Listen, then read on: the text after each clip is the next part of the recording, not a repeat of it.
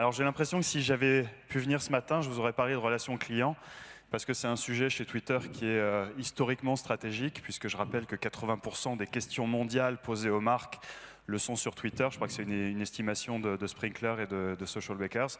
Donc malheureusement, je ne vous parlerai pas de relations clients, qui est pourtant un de nos sujets de prédilection.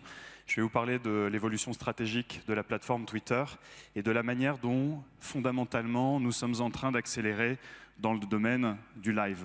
Dans le domaine du live et avec les conséquences que ça a, principalement sur l'univers de la vidéo et avec un certain nombre d'enjeux créatifs qu'il s'agit pour nous d'aborder aujourd'hui. Je vous propose de rentrer dans le vif du sujet par une vidéo. What's happening?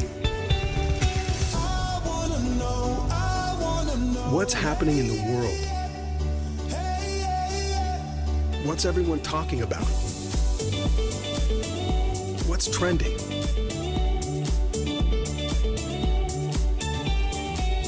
How did it start? We must love each other and protect each other. When will it end?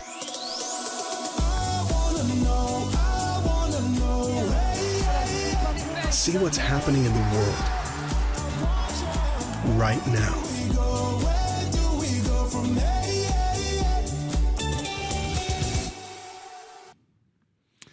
Alors il y a un an à peu près, j'intervenais ici en essayant de définir quel était le métier, la mission de Twitter dans le monde. Et de toute évidence, en un an, l'accélération a été formidable dans un domaine en particulier qui est le domaine des news en direct, des news live. Et Twitter est aujourd'hui la plateforme mondiale des news live. Très récemment, l'exemple du débat des élections américaines nous l'a montré. L'adéquation entre notre plateforme, son usage, ses services et puis l'actualité. L'actualité en direct est quelque chose de tout à fait dessiné. Twitter met le live au cœur de sa plateforme et au cœur de ses usages, et en particulier, il s'agit de parler du live vidéo ici aujourd'hui. Donc le live vidéo à travers Periscope, qui est donc cette plateforme qui a été acquise il y a un an par Twitter et qui, en France en particulier, connaît un usage et un développement assez remarquable. Donc Twitter utilise Periscope. Periscope est intégré aujourd'hui à l'intérieur du fil Twitter et à travers de multiples usages, et je pense que l'année 2017, la campagne électorale, sera aussi une grande occasion pour nous de démontrer l'usage de Twitter à grande échelle. Et aussi côté marque, et aussi côté annonceur, et aussi, j'insiste, côté créativité. Le nouvel enjeu, au-delà du mobile, qui est historiquement l'écran de prédilection de Twitter, 80% de nos usages aujourd'hui sont mobiles. Le nouvel enjeu créatif pour la totalité de la communauté, c'est bien entendu le live. Et quand on voit, par exemple, effectivement, Sephora qui, depuis la 5e avenue, fait des sessions de maquillage le samedi après-midi, quand on voit Renault en direct du Festival de Cannes ou en direct du Festival de Deauville faire de la publicité en direct avec Michel Larocque, ou quand on voit également la maison Emilio Pucci, pendant les journées particulières d'LVMH, ouvrir ses portes à 10, 20, 30 000 spectateurs en direct sur Periscope, avec un flux qui est un flux gratuit en direct, on se dit qu'effectivement, les conséquences et le changement de la donne côté créatif sont assez formidables. Mais vous l'avez compris, le changement le plus important pour Twitter, il s'opère surtout sur les raisons pour lesquelles, aujourd'hui, les marques ont un intérêt sur le live et sur la vidéo en direct. Au-delà des considérations de transparence, au-delà des considérations effectivement de vérité, qui sont intrinsèquement liées aussi à la transparence qu'impose Twitter, l'émotion supplémentaire et l'intensité émotionnelle que l'on mesure sur des flux live et sur des flux en direct justifient complètement ce shift créatif et ce shift de moyens. Et au-delà de ça, le mouvement beaucoup plus récent de Twitter et l'accélération de Twitter sur le live vidéo, avec la signature d'accords récents avec notamment la NFL, la NBA, plus récemment la diffusion par Bloomberg du débat présidentiel américain, change aussi complètement la donne sur la fonction de Twitter pendant un flux live.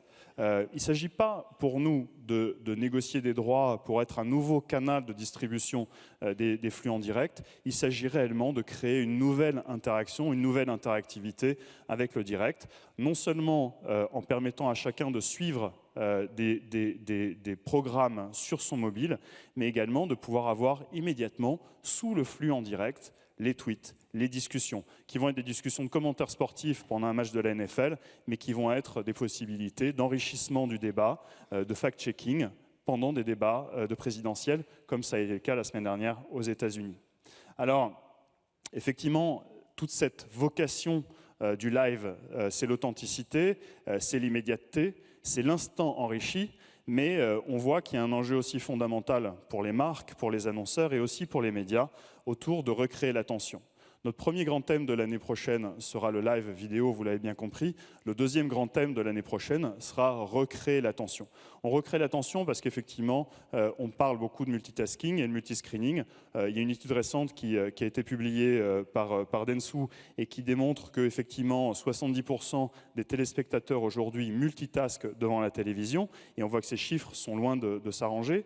Et en parallèle, effectivement, de plus en plus d'utilisateurs de Twitter tweetent devant la télé. C'était 48% en 2014. On est aujourd'hui passé à 63% d'un usage concomitant Twitter et télévision. Et en plus, la bonne nouvelle, c'est que ce n'est pas juste du multitasking qui consiste à faire autre chose que regarder la télévision.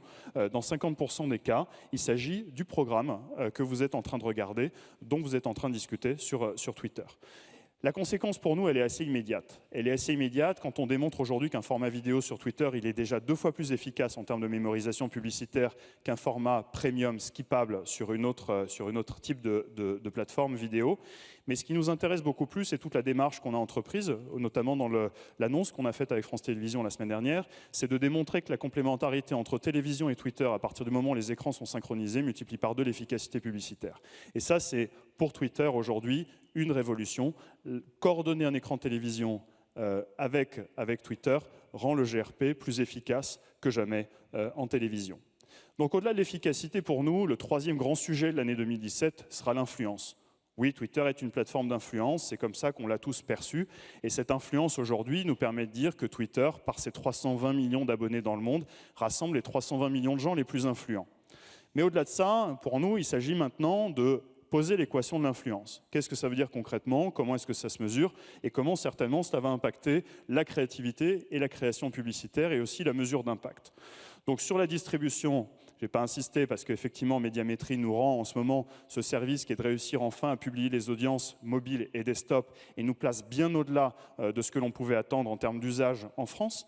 Ce qui nous intéresse beaucoup plus, c'est de regarder effectivement que les utilisateurs de Twitter ont une prescription de 41% supérieure à la moyenne des internautes français. Les gens qui sont sur Twitter sont des gens influents, mais ce sont des gens qui vont avoir ce pouvoir de prescription et donc potentiellement d'amener à l'action.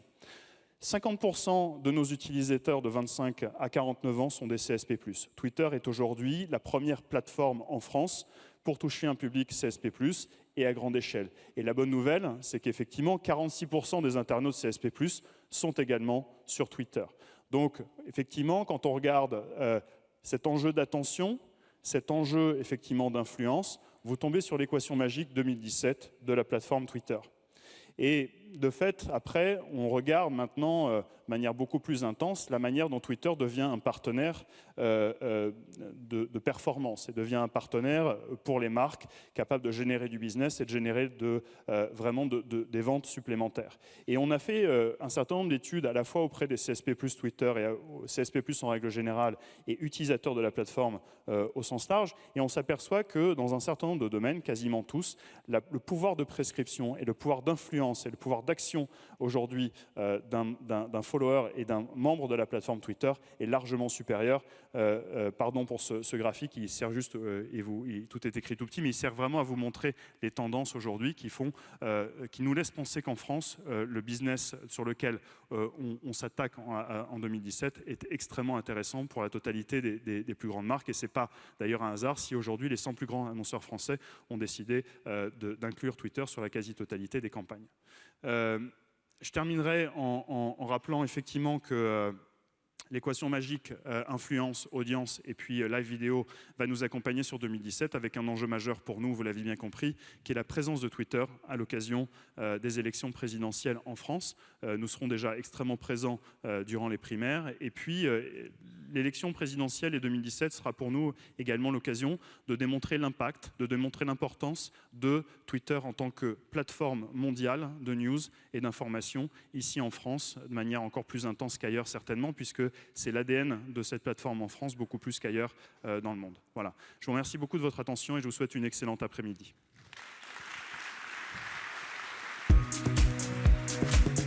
Merci infiniment, Damien.